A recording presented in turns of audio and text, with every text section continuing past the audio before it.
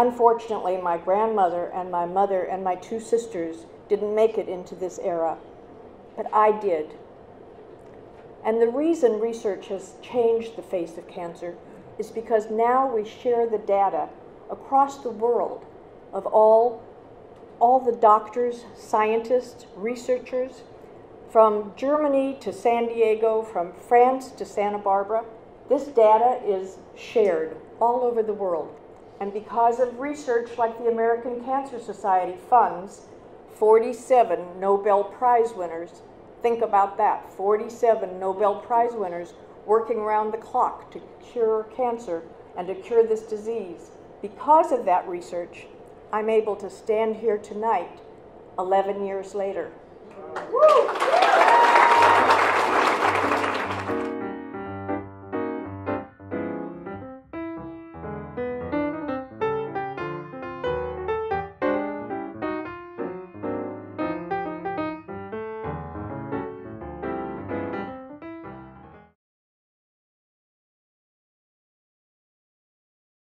This was my second diagnosis of cancer.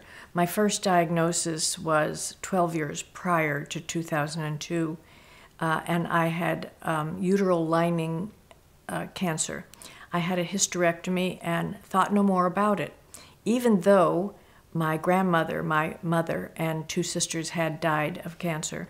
I thought I had received that cancer diagnosis, I had taken care of it, and it was over. 12 years later, however, when I got some stomach pains, after many tests, we found out that the contained cells from my first cancer were not so contained and had moved into a second cancer, which now became fourth stage uterine stromal sarcoma.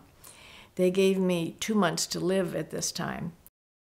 I strongly urge everybody to get more than one opinion. I think that's so important. Not because doctors aren't trying to do the best that they can, but because there's so much new information out there. And there's new information being shared around the world now that's so important. And we must find that out. That's our job, is to be co-partners with our doctors.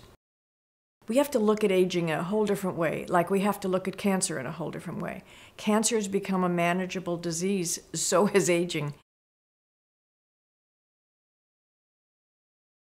My 70s was an extremely eventful time in my life. Writing my first books, producing my first short documentary, speaking for the first time. It had so many firsts that in my 80s, what I want to do is find joy, and I want to find firsts. And stop for some breakfast at our favorite place. Tess and her grandmother, Beverlye Hyman Fead, put their conversations into a book called Nana, What's Cancer? It's published by the American Cancer Society.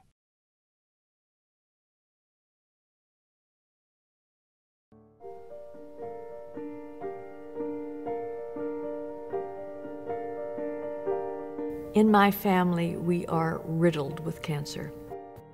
I was not going to get it because I took wonderful care of myself.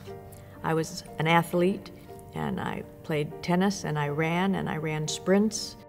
I heard him telling my family, she has 8 large tumors in her abdomen. Okay, this is it. I didn't expect it so harshly, but this is it. But I'm not going to do this.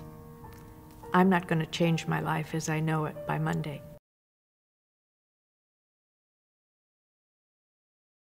I have fallen in love with photography later on in life, and to walk on the beach with my camera is such a big thrill.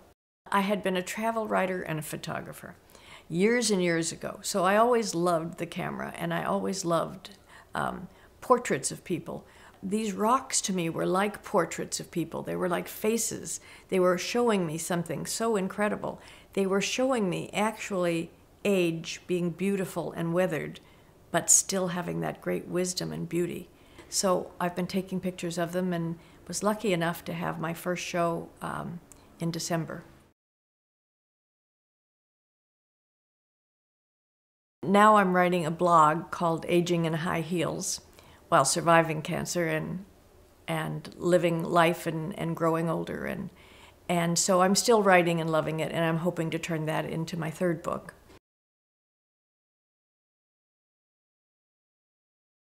This is my dear friend and neighbor, Beverlye. This is Amina. How are you? Thank you so much for coming. She's a cancer survivor. I just love coming to the Benjamin Cancer Center. Thank you, Teresa and Joyce and Dolly. Thank you all for inviting me. Pay your knowledge forward in a very quiet way, however you want to do it.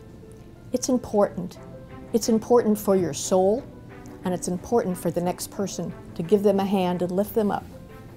I want to make my legacy something that I'm proud of. I want to speak out loud and live out loud as much as I can. When you come to the edge of all that you know, you must believe in one or two things. You will be given earth on which to stand, or you will be given wings. We have been given wings, all of us. Let's fly.